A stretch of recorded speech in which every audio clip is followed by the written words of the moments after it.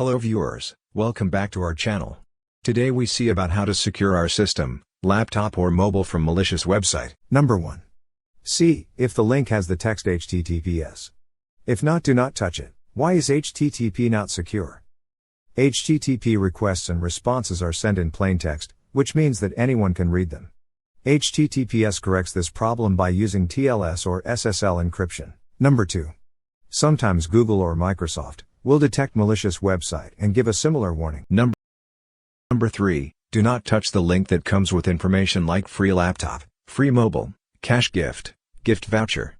Don't touch link like this information. Even website have SSL certificate.